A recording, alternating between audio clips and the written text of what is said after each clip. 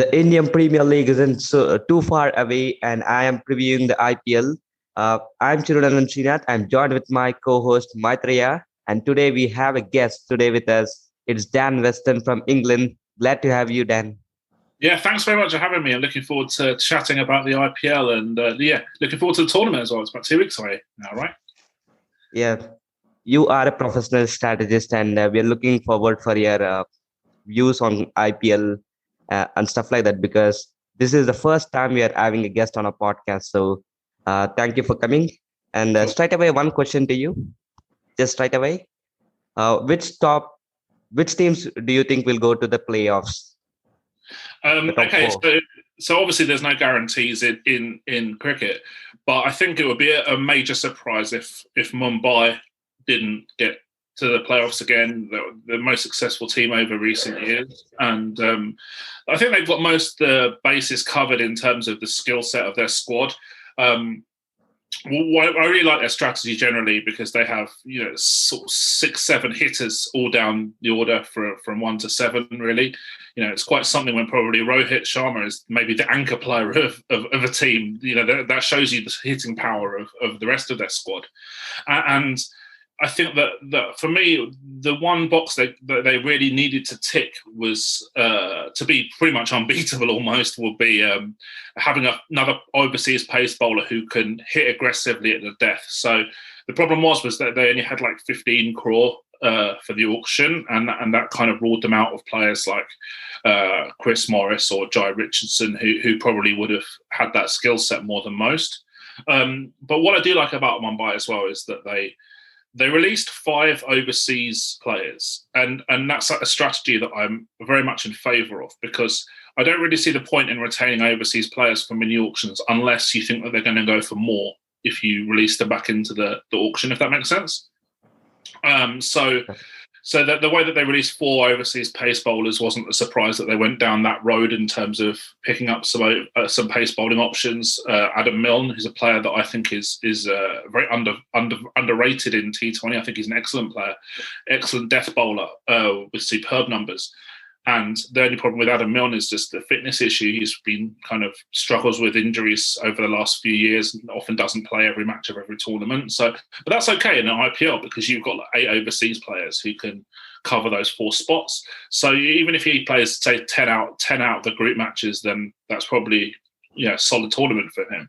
Obviously, they retained Coulter as well, who I guess is that pace bowler who can hit for them as well. So they do have that option with him too. And one interesting pickup from them as well is Marco Jansen from South Africa. Now, he's probably a name that not many people have heard of before the auction, but I have a database of younger players who have high potential, and he's someone that features very prominently on that. So I didn't expect anyone to pick Marco Jansen, but I'm very impressed that Mumbai have done their scouting so well to pick up a young player of high potential. He might not play for them, but maybe they're doing that with an eye on keeping an eye. They want to watch him in this year, train with him, and then maybe can get him again next year for cheap in the major auction.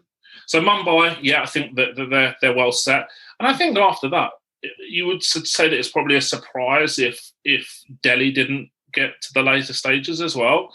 But I don't think it's anywhere near guaranteed. Kings 11 had a massive budget for the auction, and I think that they've managed to improve their squad quite a lot. Obviously, not called Kings 11 anymore, Punjab Kings, I should say. But they managed to spend a lot of money at auction picking up Jai Richardson, who's a player that I think has got a lot of upside, both as what I call a 2-2 bowler, 2 power play, 2 death bowler, and lower order hitter as well. He strikes at almost 200 at the death in the last couple of years, which is exactly what you need for like a number 8 or something like that. So it's perfect. Not massively enthused by the other overseas choices though. So Dawid Malan, I think we know a lot about him from obviously in English cricket, and I think that he kind of demonstrated that in the 5-match T20 series against India recently, that he's maybe a player who likes to take 20 balls or so to get set and then to attack. And I'm not sure that Kings 11 can really afford that in their group, because KL Rahul has a similar approach. Chris Gale often has a similar approach as well. And I'm not massive fan of their local batters apart from Mayank Agarwal. So that's I don't see. I think it was a poor purchase from them because I don't see how he fits in their squad. I'm not saying he's a bad player, but I just don't think he fits in their group. I think they needed to look for a more aggressive starter. They have that in Fabian Allen, but he's more of a hitter. Riley Meredith is another one. He's a good pace bowler, but he's not a death bowler. He doesn't bowl at the death very much. So that's something to consider as well. And Moises Henriques, I thought was there are better options in the unsold market, to be honest with you, especially at that price. He's not a boundary hitter. From memory, his boundary percentage over the last few years is below average. He's not really got much bowling output. I don't understand why that purchase was made, to be honest with you. But I think they have improved from last year, but I still think they've got a lot more work to do.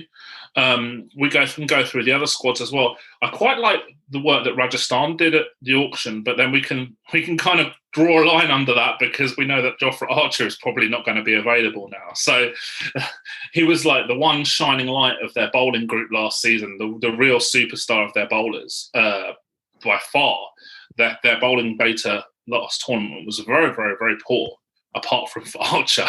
So the fact that they've now lost Archer as well is a real problem. Now they brought in Chris Morris, who does improve the death bowling. He's an excellent death bowler. He can hit, but only against pace. So you don't want to bat him higher up the order. His strike rate against pace is much better than what it is against spin. So he's really only a finisher against pace. So it's tempting sometimes when you see a hitter like that to bat him up the order, but I think Morris is probably even a 7. They also brought in Liam Livingstone, who's a player that I really rate. We've recruited him at Birmingham Phoenix as well for the 100 tournament, which starts in the summer. He's an excellent 6-hitter, provides very useful bowling option, which is something that I value quite a lot, is top 6 batters who can bowl, particularly spin bowlers who you can use for matchups in certain circumstances. Some matches they might not bowl much, but in other matches with matchups we can get good output out of them. So it's kind of opposition dependent a lot of the time. But I think he's a really good option for Rajasthan. I'm not sure he'll play because they've just got so much overseas talent in terms of the bigger names like Stokes and Butler are probably ahead in the queue just because of reputation, not necessarily on performance output, but just on reputation. They picked up Mustafizur for cheap as well, which I don't mind at all. I think he's a good bowler. And maybe him and Morris are going to end up doing the bulk of the death bowling or Ty and Morris or something like that. But the problem is without Archer, that's a big problem for them. That's a huge issue. I think that their domestic paces are quite unproven, although some do have potential. Looking forward to seeing how Kartik Tyagi kicks on, develops after that first season last year. But I think, again, it might be a step too far for Rajasthan without Archer.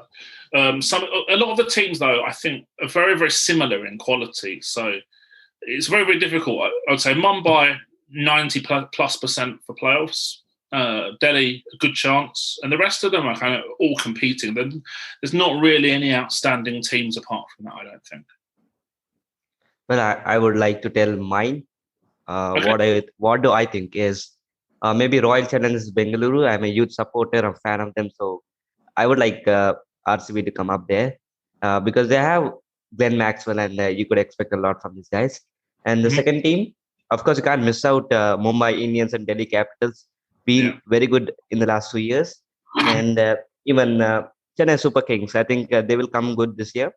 Do you? And, okay. I would like to ask you. I would like to ask Maitreya his opinions on this. Yes, so I feel Mumbai Indians will surely make it because every year they have come up with a very good performance. So Mumbai Indians is going to make it, and Delhi Capitals last year they have come to the finals. It was a very good performance from all of them. So I would expect even Delhi Capitals to come, and then I would expect Sunrisers Hyderabad because they are a team which I have seen they have developed so much because after coming, they have already won one cup already. So I feel they have the right players and they have to just use them well, or else they're a really good team. They have to just put the right players. They have to choose the right foreigners for every match. So that's what I will think. So Sunrise Hyderabad will be there, and I think Chennai Super Kings. As I'm a supporter of Chennai Super Kings, as well as that they have qualified to every playoffs except for the last season. So I expect them to really come back this season and show them because they have already started their training. So Dhoni and all have come back and started their vigorous training. So I feel it will be a really good thing for them to uh, go to the playoffs. The other team, you have said three, right? Oh, and the other team, I said Mumbai Indians, Delhi Capitals, Sunrise Okay, right. Super All Kings. right. The four. All right.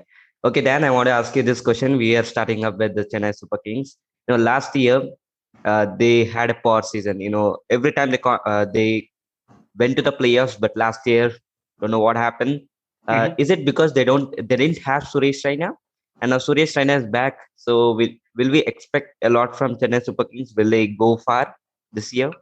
Okay, so wow, this is a good question because every year, I think for the last 3 years, I thought this is the year that Chennai Super Kings are going to struggle because they're getting older as a group in their squad. They have, obviously some legends from the past, but that's a big problem when they're all reaching mid to late 30s all at the same time. So and the problem as well is that they didn't do the overhaul that I expected at the mini auction. So my notes on CSK before the auction, they had about 23 crore to spend, and they have strong stability with their batting group, but they needed more hitters with a boundary intent, real hitters, particularly in middle overs where their numbers were quite poor. And they had also poor power play batting output. And obviously with losing Shane Watson, who's retired as well, maybe they needed a new opener. And they also needed a new spinner because their spin group performed poorly last year in general, from an economy basis in particular. So there was a few boxes that I felt that group needed to tick in the auction. Now, I'm not really sure that they did it. So Mooen Ali is someone who is I think a very good purchase for them because, as I said earlier, I like batsmen who bowl in the top six. He's an excellent hitter of spin, and his boundary percentage and 6% against spinners is superb. And he obviously offers that off-spin bowling option in the top six, which is very useful. But then it was very interesting to see later on that they also spent a lot of money on K. Gautam as well, who essentially is a very, very similar player, but just not as good as Mooen Ali. And maybe they're thinking, okay, well, depending on overseas combinations, they might not pick Mooen Ali for every match, and so they've still got a like-for-like replacement in Gautam, and maybe that's their strategy. But there's a lot of money to spend on two players who are essentially very, very similar in terms of their sort of skill sets and dynamics. And then they only had one overseas slot, which was truly bizarre, I think, because I was quite surprised. For example, Dwayne Bravo, over 6 crores was retained. His output has dwindled a little bit in the last couple of years. And I think Raina at 11 crores is very overpriced for his output in recent years as well. And I think that there's going to be a lot of focus on Raina, obviously having missed last year, to be that player for CSK that they maybe missed last year. But I've got my reservations about whether he actually will have a strong season. So I would have gone for a much more of an overhaul this year, released a few of the other sort of fringe overseas players, and gone for a few different names to shake it up a bit, a younger squad. And then they ended up buying Pujara, which was a little surprising considering he's... Yeah, I wanted to ask you this. Yes, I wanted to ask you. It's on my list. Yeah, you could answer it right now. How was the Pujara IPL experiment? I just don't understand it. I can't provide you with a logical reason as to why the signing was made because I don't know. Okay. So So yeah. I'm coming to you, Maitreya, for this. Is Mooen Ali going to be effective this year? Last year, he didn't play a lot of matches for RCB. Maybe this year, could he get in?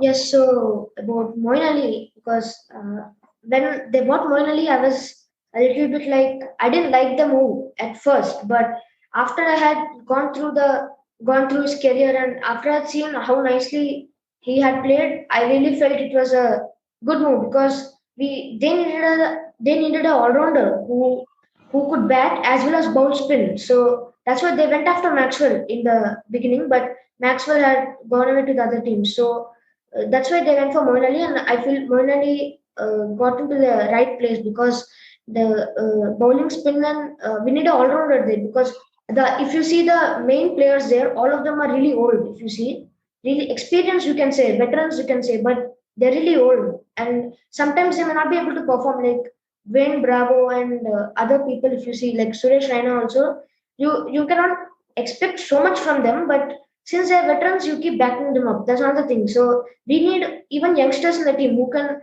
stay in for next 2 3 years at least. So I feel Moin Ali was a good buy because he can stay in IPL for the next 2 3 years if he performs well. And we need a player who can give those runs if the top order doesn't give. Who can hit those fast few runs and make a decent score if the top order doesn't hit. So it was a really good move. I really liked it. Later, after analyzing the full thing, I really thought it was a good move. Well, I'll take that point. Now, Dan, I want to ask you this because Chennai Super Kings is having a lot of opener options. Now Shane Watson isn't there. Now they have Ruturaj Gaikwad, the Indian uncapped player, and then we have Fab du Plessis, maybe even Jagadishan can, even Sam Curran can. So a lot of options. Whom do you think should open for CSK and give that crucial starts? And I think that's the problem in that they didn't replace Watson with like a like for like player. They didn't recruit an opener specifically. Although Mooen Ali can open, I don't necessarily think it's easier to replace his skill set as an opener than it is to replace his skill set as a middle order spin hitter. So I think Gaikwad will probably open, and he's a young player with some potential, but he actually, out of all the batsmen who had the lowest, out of all the batsmen who faced 150 balls or more last year in the IPL, he had the second lowest boundary percentage. So he needs to up that because that's something that is a massive driver for success. So he's going to have to really work on his boundary hitting.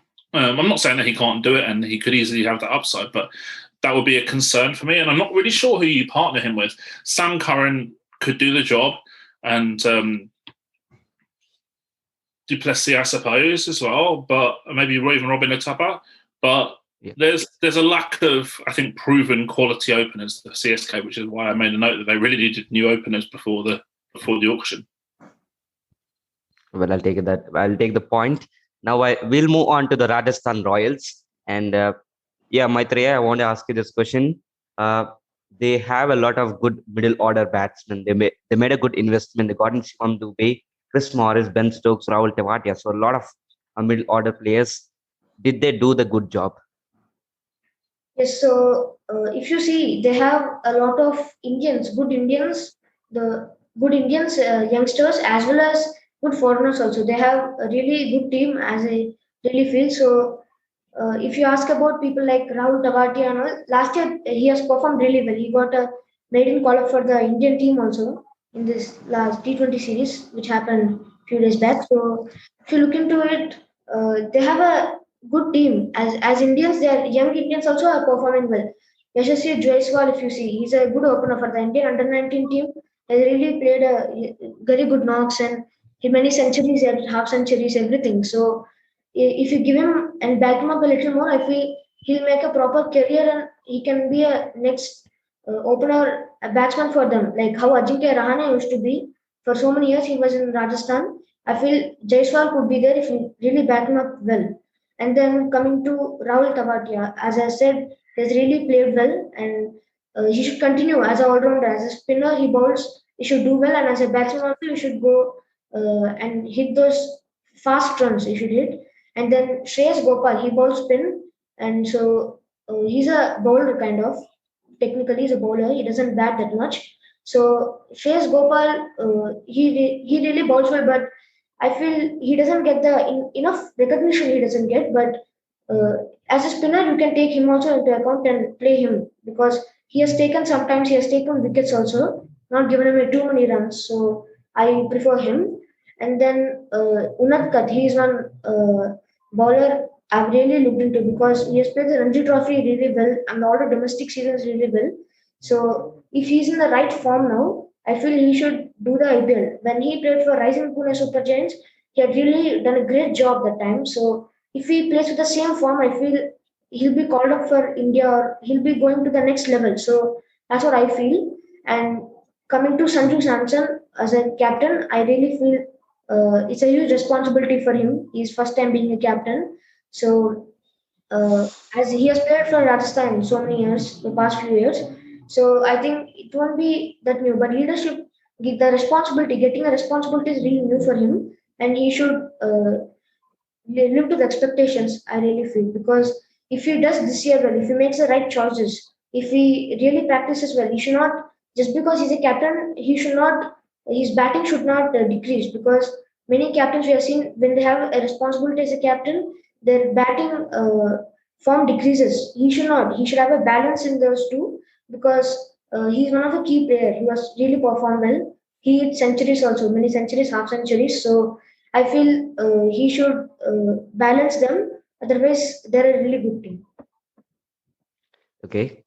Dan, I want to ask you this because they in Rajasthan Royals, they are quality overseas players. You can pick only four. Yes, Jofra Archer isn't there, but they have Chris Morris. They have Ben Stokes, Josh Butler, a lot of English players. So whom do they pick and make a perfect 11? That's very difficult because they, as you say, they have some very good overseas players. And I kind of mentioned that a little bit earlier when we spoke about Liam Livingstone as well. You know, he's a very good player, but when maybe he might not get that many opportunities as an overseas player for them. It's just such an interesting debate. I think Butler is going to be 100% in the team. His role maybe is what role they will use him in is debatable, whether they use him as an opener or a bit lower down the order. And I think that Stokes, given his salary at the IPL and reputation, will start the season, and I'd expect him to play as well. Although I've made some points on Twitter recently that his T20 data isn't perhaps as good as what a lot of people would expect it to be. And I actually think he's a better opener than he is as finisher. So that complicates matters a little bit with regards to the opening partnership, because in an ideal world, I would have Stokes and Butler opening. But the problem is then, where do you back Jaiswal? So maybe you look at Butler and Jaiswal opening, Stokes at three maybe, I don't know. But anyway, I wouldn't use Stokes as a finisher, and I don't look at him as a frontline bowler either. I look at him as someone who maybe you get 2 overs out of in the middle overs. So the other ones, Morris, I think will be a regular. They have to, because they lost Archer, so they need his death bowling expertise. But he's injury prone. Will Rajasthan Royals get a lot from him because he's injury prone? And yes, Andrew Ty is there, but will we get a good response from Rajasthan Royals? Jofra Archer missing out. And also with Morris, they need someone who can hit pace at the death like what Archer could do as well. So I think Morris is the most like for like. I don't know. Obviously, it depends whether if Archer's out for the season, then they can get a replacement player. But if he's not and he's only available for half the season, I don't think they can. So yeah, I guess we'll have to wait and see what they do with that situation. But yeah, it's a difficult one. I think Butler, Stokes, and Morris will be regulars, and I think the other players are probably going to be fighting for 1 or 2 slots. That's fair. The death bowling and pace bowling is a massive concern for me for Rajasthan.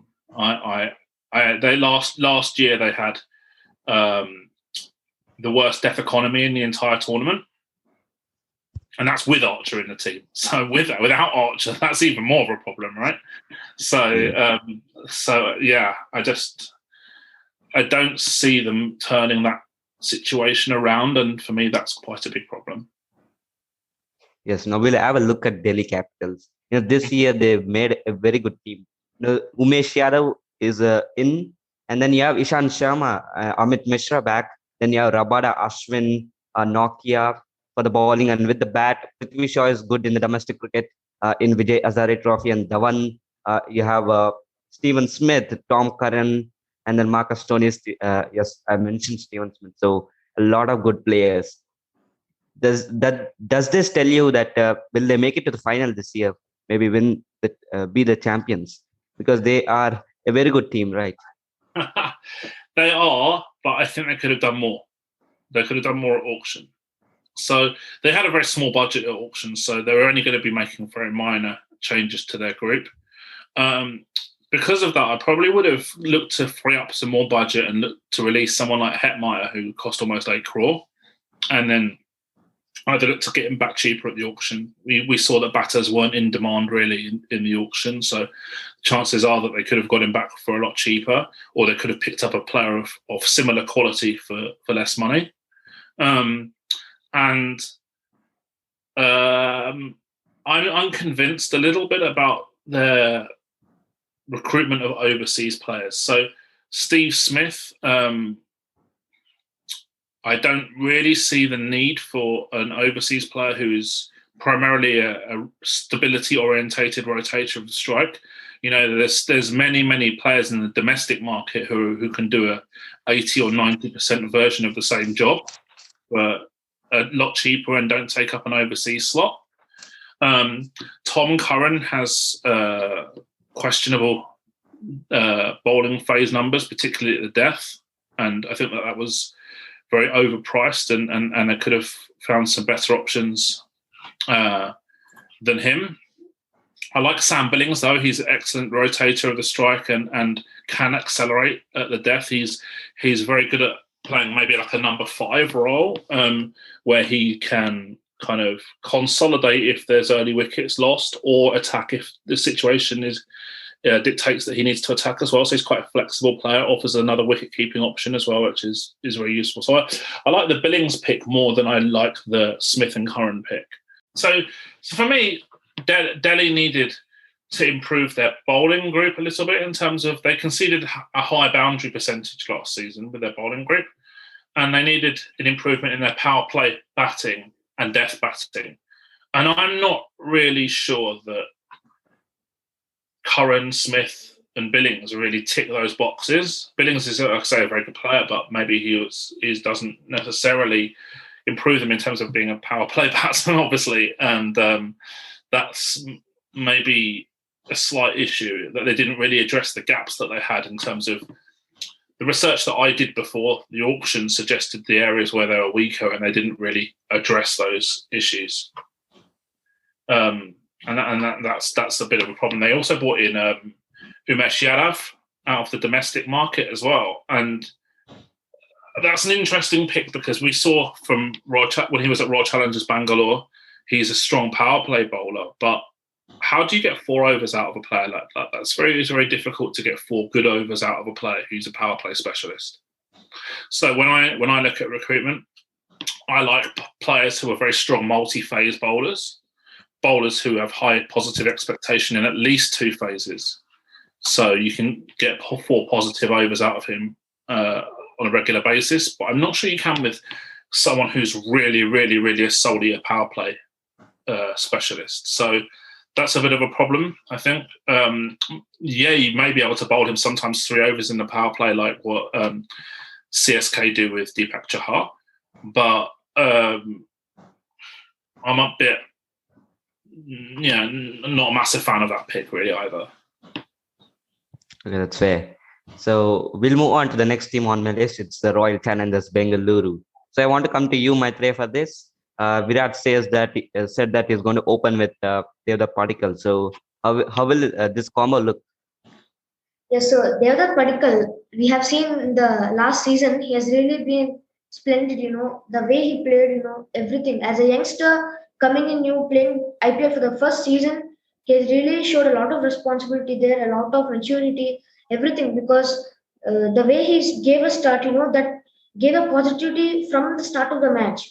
When the start is very good, he used the power play really well. Those 6 overs when only two fielders outside the 30-yard circle, he used it really well because that's a time when a team needs to start scoring right. Because afterwards, if a wicket falls and the next batsman takes time to adjust, also we have more runs on the board so that we can cover up there. So he gave a really good start there. And Virat Kohli opening in T20, we have already seen in the fifth T20 we have seen when he opened with Rohit Sharma, it was really a great batting from him. So if these two are really going to open, I'm really going to love it because seeing Virat Kohli bat as an opener, it had been a long time. In 2018, he had batted, and again in the fifth T20 recently. So I feel it's really good move because last year, if you see, Aaron Finch came into bat. So Aaron Finch couldn't give that kind of start, which we probably dreamt of or thought of because David Padikkal from the other end tried to keep hitting while Aaron Finch couldn't get adjusted. So Virat Kohli himself coming in and batting with Padikkal is really great. So that's a really good move from them. Okay, Dan, I want to ask you this. Yeah. RCB, they strengthened in that auction, I would say, because they got in Glenn Maxwell. But last year, nightmare for the Punjab Kings. So he didn't perform well. He finished without even hitting a six. So that's really bad from Maxwell. But is this year going to be success to him or again a flop? It's so difficult to predict with him because we've seen him play very, very well in Big Bash and in international cricket so many times. But he's just been, not always been able to make a consistent impact in the IPL. But the problem is, I think, is that he plays a very volatile role. He's an out-and-out hitter. These players do sometimes get out quickly, but then he has played in the IPL for a long period of time. So, it's a difficult one. I think that he's a player that I would like in any team, really, in T20 cricket, because an aggressive batsman who can bowl, who bats in the top six is super useful. So I can understand why teams keep giving him more and more opportunities at auction, although it was quite incredible that he actually got, I think, a price increase from the year before as well. So like even after what you say, not an impressive season, he's still got paid more this year than he did last year. So that shows you sometimes, I think, about the sort of supply and demand dynamics of these mini auctions. RCB, I am more positive towards this year than I was last year. They have issues, I think, for me. Like, I don't think there's any doubt that they have issues in their squad. Kohli opening is a real positive move, I think, because it's something that I've been saying that he should be opening for India for quite a while now. Because the thing is, last year in the IPL, he had the lowest boundary percentage in the entire tournament of players facing 150 or more balls. And a lot of the reason why that was an issue was because his boundary percentage against spinners was so low in the middle overs. And RCB's main issues were that they had middle over struggles in general, with a very poor strike rate in that area. So if he opens, he's going to face more pace earlier on in his innings, which I think will suit him more. And also perhaps will help him play spinners with more intent in the middle overs, because he's going to be set by the time he plays the spinners a lot more. So if he's faced 20 balls or 15 balls by the time he faces spinners for the first time, he's going to be, have his iron a lot more, and I think that will help. The problem is that they also have, obviously, Devdutt Padikkal, who you mentioned earlier, a player with extremely high potential, and who had a good first year in the IPL last year, even though he didn't translate the brutal hitting that he had when he played with Karnataka in the Syed Mushtaq Ali Trophy. He was more stability oriented. I don't know if that was team orders or whether that was just the fact that he was trying to adjust to the IPL in his first season. But I expect a lot more hitting upside from Padikkal in the future. But then one player that I'm really, really excited to see at RCB is Finn Allen, who is a replacement player for Josh Philippe. Yeah. Now, this young player from New Zealand, yes, he's only played New Zealand domestic cricket, but you just don't see numbers like how this kid has. You just don't see it. So his boundary percentage is just off the charts, and the intent that he's shown is unbelievable. And for a player of his age, you just don't see numbers like that. So that's a really smart piece of recruitment from the RCB management to replace Philippi with Finn Allen, who he's got massive upside, and I can't wait to see him get an opportunity in the IPL. And I really hope he just doesn't sit on the bench for the whole time. I want him to play and get opportunities, but obviously he's an opening batsman as well, so it'd be interesting to see if they actually use him or where they use him. But he can keep wicket as well, so I think so that could be quite useful for them too. Obviously AB kept quite a bit last year too, didn't he? And they've lost Philippi as well, so that's a kind of they needed a backup keeper as well, or another keeping option, I should say. So that's the pick makes complete sense to me, so I really like it. Dan Christian as another overseas player is someone who's I want to ask you on this. Yeah, I want to ask you this. He's played in England. He is 37. He's 37 years old. Did it make sense to take him? He's an experienced player. That's not a doubt, but he won't be able to play for long years. Why did they do it? What is the strategy behind it? I'm guessing short-term planning. 1 year. It's major auction next year, so they only have to keep him for 1 year, really. He's done well for Nottinghamshire in England for many years. Does well in the Big Bash as well. Has a good skill set as an aggressive hitter. So this, I don't mind, say, a 37-year-old like Dan Christian who can hit, as opposed to CSK players who are 37 and don't really hit, if that makes sense. Christian can. You probably have to hide his bowling a little bit in the middle overs, but you may be able to get 2-3 overs out of him and bat him at like 6 or 7 as a pace hitter. And I'm okay with that. Whether he'll play that much, I don't know. They obviously have De Villiers and Kane Richardson, Zampa, Maxwell, Jameson, all as overseas players already. So maybe he's just going to be a squad player. I don't know. And it'd be interesting to see how Jameson does, because I think he was really overpriced at auction. I think that there was a lot of recency bias in the auction in terms of how he's performed in Test cricket in a completely different format. And his numbers in New Zealand domestic cricket are good, but they're not 15 crore, however much he went for, good, And also they replaced Morris with Jameson. And while some people will say, okay, well, that's like, a like for like swap in terms of being a pace bowling all-rounder kind of thing, it's not. So Morris has a death bowling bias. He's a very good death bowler. Jameson bowls almost 60% of his overs in the power play. So they're very different in terms of where the phases where you're going to bowl those two players. So if RCB have bought Jameson as a death bowler, I think they might be disappointed. If they bought him as a power play bowler and someone who you might be able to get 2 overs out of the power play, maybe 1 in the middle, 2 in the middle, 1 at death or something like that, maybe that will work. But if you're recruiting Jameson as a death bowler, I'm not sure they have great death bowling options in their domestic group, so they might have to use him at death. That's a big problem, I think, that maybe they have overlooked in terms of their planning. We'll have to see about Jameson. I've got in English they call it the jury's out. You don't know either way which way it's going to go. It's unconvinced before the tournament starts. But I don't think I would have paid 15 crore for him. Okay, well, we'll move on to the next team on my list. It's the Sunrisers Hyderabad. Mm-hmm. So they made a couple of good moves, but not much in the auction. But they got in Kedar Jadhav. Maitreyi, I want you to answer this. Do you think his experience will add enough to the Sunrisers Hyderabad? Sorry. Kedar Jadhav. So Kedar Jadhav actually he didn't play well for CSK last year. That's why they released him.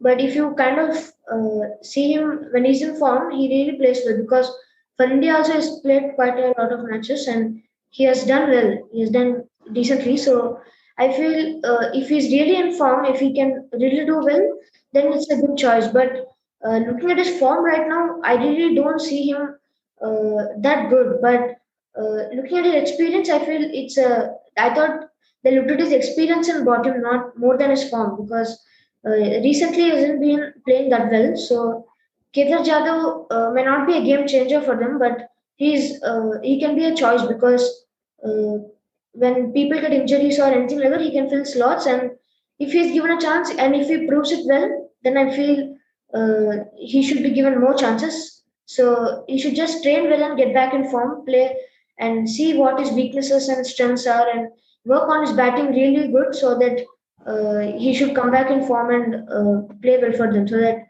he'll be a probable in the 11 because I don't see him in the probable 11 as of now. If I choose 11 from Hyderabad, I won't put him in there because there are a lot of players there who really perform well, youngsters everywhere. So I don't feel they take experienced people and put them ahead of good players who are in form. So that's why Kedar Jadhav needs to really show and whatever chances he gets, he really needs to perform very well. That's what he needs to do. Okay, that's fair. Now I'll come to you, Dan, for this. Sunrisers Hyderabad, they have a lot of quality overseas players. They have Warner, they have Bairstow, they have Rashid Khan, they have Williamson, Mohammad Nabi, Mustafikar. So, last year they struggled with their bowling. This year, did they make it good? They have traditionally a strong bowling group, and that's generally the kind of the bedrock for their success. They like to be able to restrict teams to 150 or 160 type totals, and then chase those down with perhaps not the most aggressive batting group that they could have. And then they like to defend those types of totals as well. So obviously we saw Bhuvneshwar Kumar do very, very well for India in the T20 series against India recently. So he was a big miss when he got injured last year, and I think that he'll really improve their bowling group if he's fully fit and consistently available. I'm a bit unconvinced about the rest of the bowling group. I like Sandeep Sharma as a power play bowler. I think he's an excellent option, very underrated. And Natarajan has a lot of upside as a good death bowler. He's a very good Yorker bowler, and I like to see him continue his progression in his career as well. But Rashid Khan will be mandatory, but I think they could do with another really good domestic pace bowler in their squad, and I'm not sure that they really have that. The thing that I made a note about them before the auction is that they really needed death hitters. They had last year and consistently over the last few years, they have around or the worst death strike rate in the competition with the bat.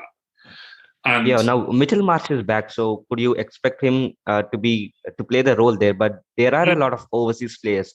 Yeah, will he make in? That's the problem. Will he make in? The players who maybe have that skill set, Nabi, Marsh, Holder to an extent as well, they might not be guaranteed to play. None of them might play because you have Bairstow and Warner and Williamson and Rashid Khan. So it's difficult. One player that I think could fit that role a lot in terms of growing into that role for Sunrisers in the future is Abdul Samad, who showed glimpses of that last year. Really aggressive hitter, boundary hitter, six hitter, done very well in other tournaments in India with very high strike rates as well in other formats too. So he's someone that I think has got massive potential and could be that death hitter for them. But they probably want another player who can do that too, and I'm not sure that they really have that in terms of the domestic players. Vijay Sankar doesn't really fit that bracket. Manish Pandey is more of a middle order rotator. Saha is not really in that bracket either. So, yeah, a bit of an unbalanced squad, I think, in that respect. And that leads me to question the recruitment of Kedar Jadhav, because I think they could have found a different type of player who's more attacking than Jadhav to fit those gaps that they had in their squad. I think they have taken him for the cause of next year, the mega auction. So they need to release some capped players. So if they take him this year, they can release Kedar Jadhav. I think that's the move that they thought and made. But he's 36 next week at age, so he's not signing for the future. Okay, well, now we'll move on to the Kolkata Knight Riders. The English captain Ian Morgan and Ben Cutting, Harbhajan Singh, Shakib Al Hasan. So a lot of good hitters. Even Russell is there. Last year he wasn't in form, so they got in Shakib Al Hasan, Ben Cutting. Now how do they play? Because Sunil Narine is not consistent. Last year he didn't play good. Russell didn't play good. Can Shakib Al Hasan play in that role? So they're very different players. So Shakib Al Hasan is a genuine all-rounder, but he's not a hitter. So he's not a similar in terms of the dynamic of Russell, who's obviously probably one of the best hitters in the world. The problem obviously with Andre Russell is just consistently struggles to maintain full fitness, and if he was a fully fit Russell, he's going to be the first name on most teams' lists at any auction, really.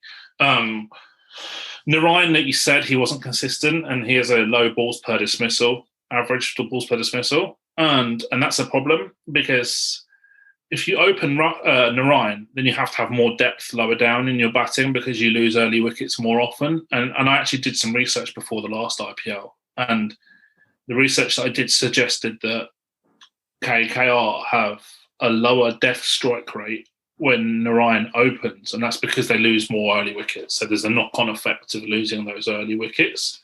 So I was quite surprised that they released Tom Banton and kept Seifert, because I think Banton is more upside than Seifert in the long term, and probably current ability as well, in my opinion.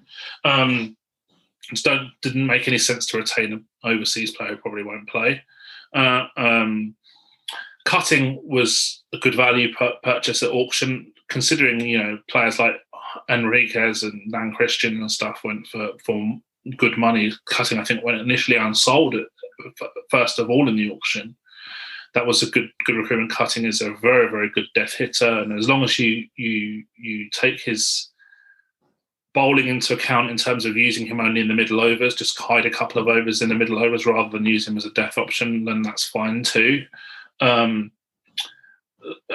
other thing with Shakib Al Hasan is that I read recently that maybe he might not get an NOC from Bangladesh. Yeah, he's having issues.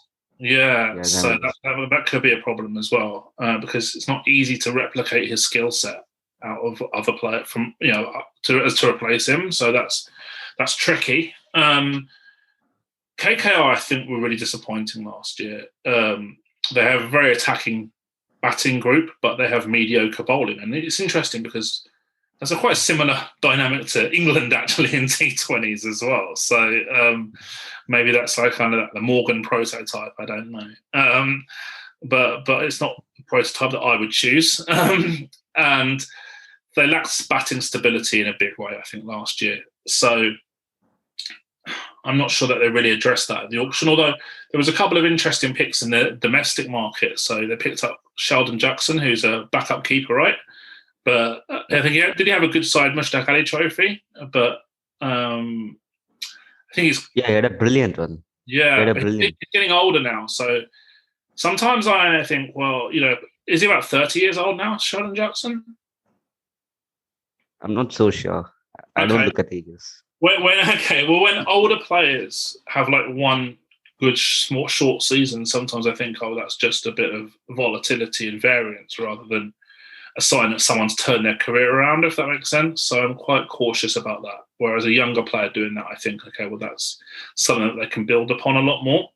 Pawan Negi is an interesting signing as well, because I actually think he's quite a good player and didn't really get used much in recent years by RCB. And I think that was quite a smart piece of recruitment.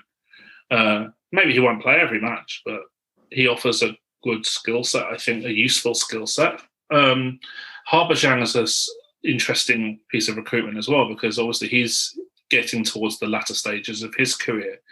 And I'm unconvinced that off spinners offer a lot of value in T20 cricket unless they're an all-rounder, because you're matching them up primarily against left-handed batsmen, and there's not that many left-handed batsmen in most teams.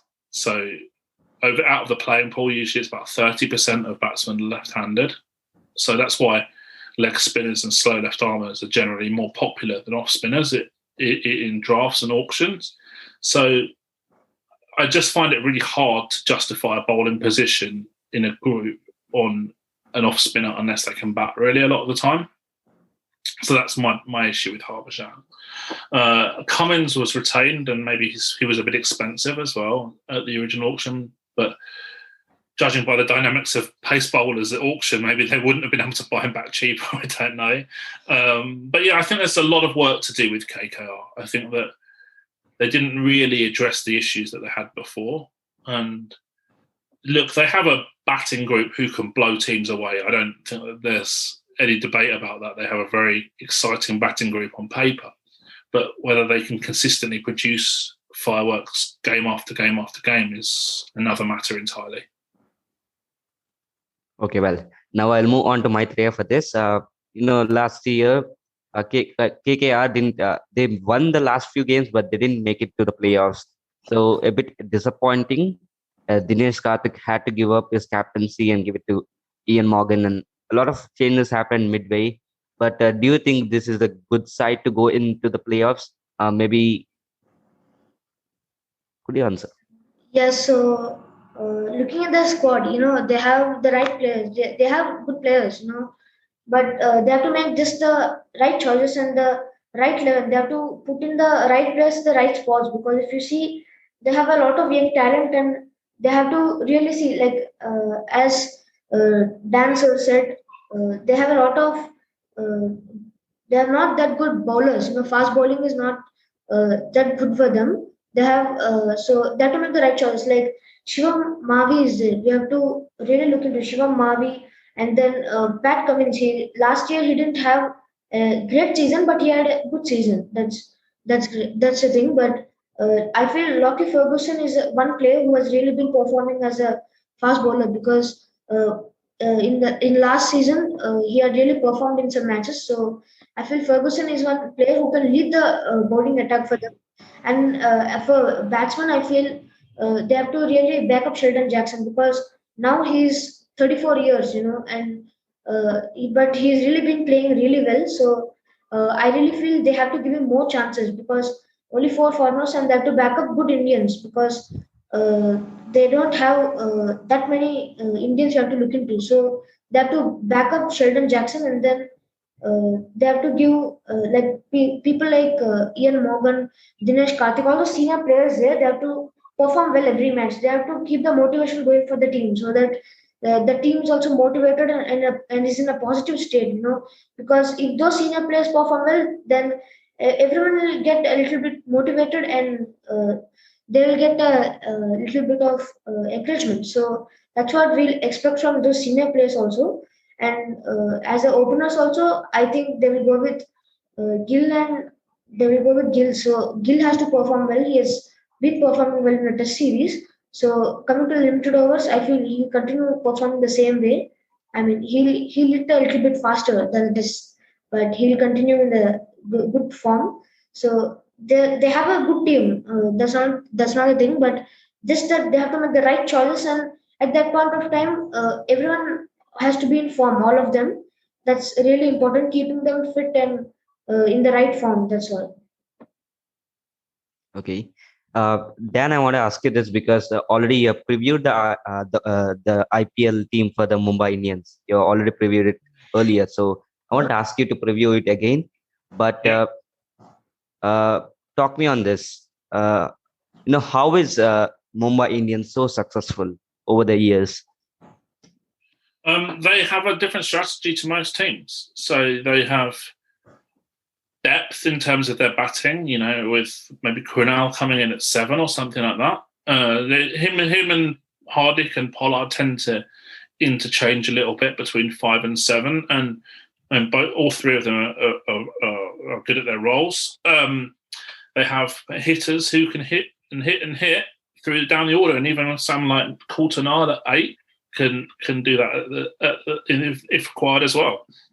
So when you have that depth, you can be more aggressive because you have the confidence that 2 or 3 players out of the 7 or 8 players are going to produce high strike rate innings, which is going to get you to big scores on a general basis. But they also have good bowling as well. Bumrah, I think most people would say, is the best domestic bowler in India. And that's huge for them. So they have that box ticked. And they've used typically some overseas players in the power play bowling role. So they used Trent Boult, who exploited conditions quite well sometimes in recent times, and to some extent James Pattinson did that for them last year as well. But again, he's someone who I don't think you can get 4 overs of positive output at this level very often. So they don't really have a lot of weaknesses. Really, they have a good leg spinner in Rahul Chahar as well, and they just don't have a lot of weaknesses. Like I said, they could have done with one more world class bowler who can hit again. Someone like Jai Richardson would have been great for them, but they didn't have the budget for Jai Richardson, so that was the major issue. But if they just don't have weaknesses in their group. You look at them; they have very good role clarity. Every player plays in their best role, so they don't have any square pegs in round holes. They don't have players who are asked to do jobs for them that are unfamiliar to them. And also, they have good scouting as well. We see this a lot. I said earlier about Marco Jansen. Now, I can guarantee you that not all of the franchise will have even heard of Marco Jansen, but Mumbai obviously didn't know a lot about him. So maybe they do more research on players than maybe most other teams do, and a lot of the time that pays off. You have good processes, and that generally leads to long-term success. And I think we've seen that with Mumbai. Well, that's a good point. I will take that point. You're really good, Dan. Now we'll move on to the last team on my list. It's the Punjab Kings. They have changed the title, and Dan David Malan is in. He went for a cheap price. Why did they go? Why did he go for a cheap price? And after that, he has brilliantly performed in the 50-20 T20I. So will he look good for the Punjab Kings? I don't know if he'll play. So obviously, you look at their overseas players. I think they'll play Gale maybe as like a spin hitter in the middle order, like they did towards the late stages of last season. Horan is an excellent spin hitter, wicketkeeper, who is massive upside in the future. So he's guaranteed to play, in my view, as well. And then we look at their other players, and we think Jai Richardson will play for them as a death bowler, 2-2 bowler, like I said, and went for a lot of money. And then they might want to go down the Riley Meredith road with another pace bowler, because they had some real issues with their pace bowling last season. So their pace economy was very poor. They had the second worst death economy in the tournament behind Rajasthan. So they really needed to make those improvements to the pace bowling group. So I'm not even sure David Malan's going to play that much. It's interesting that you brought up about the 5th T20, his innings in the 5th T20, because he started fast, which is quite untypical of him. He doesn't do that very often. But then he slowed down, and actually 68 or 46 is still around 18 runs below where the actual required rate at the start of the innings, So it's actually quite difficult to frame that as a positive knock.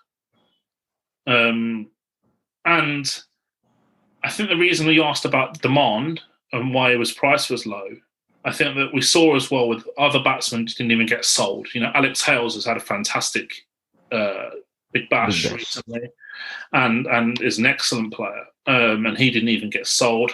There were others who didn't get sold as well. Ramana Lagabaz is a very good young Afghanistan batsman, didn't get sold. And I think Milan did well to get a contract, to be honest with you, because of the IPL teams. If they want a batsman who can rotate the strike and hit the odd boundary, there's many players like that in a domestic player pool. Every team's got them. So they tend to look for point of difference players, like for their overseas. Like players who are more aggressive. And so I think that's probably the answer as to why there wasn't that much demand for him and why he went for a low price, in my view. And yeah, I'm not quite with Punjab Kings. I think that if they have good role clarity for their players and they don't chop and change if they have short-term bad results, they could do well. But I think that they'll make a lot of changes, and that's maybe a bit of an issue for me. Last year they had a really long tail as well, but with mediocre bowlers, a lot of them. So one thing that I was very, very surprised about last year with Kings 11 is that they didn't play Ishan Perel. As I had done a lot of research on Ishan Perel before last year's IPL auction, and I actually thought he was a bowler of extremely high potential, and that was then proven in the Syed Mushtaq Ali Trophy when he was one of the best bowlers in the entire tournament. So I expect him to play a bigger part for Kings 11 this year, and I think that will be really useful for them as well. Well, now I'll go to Maitreya for this. Maitreya, KL Rahul is having a disappointing games in the T20 International Series. So will it be a problem for the Punjab Kings because he's a captain, wicket-keeper, opener? Brilliant IPL last year, but will it be a good season for him?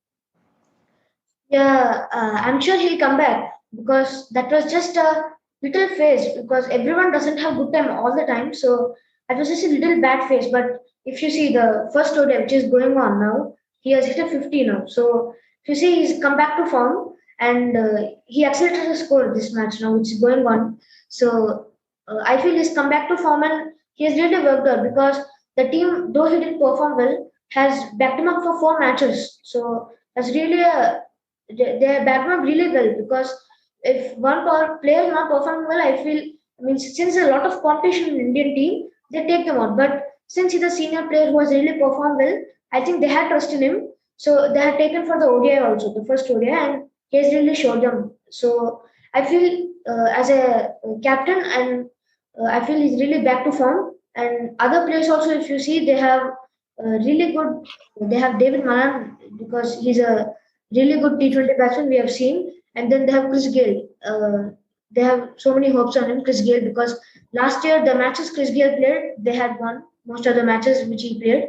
So Chris Gayle is one player I'm looking out for, and Pooran, because Nicholas Pooran is one player who really hits a lot of boundaries and sixes and accelerates the score. He plays a really good innings. So I really look forward to Nicholas Pooran.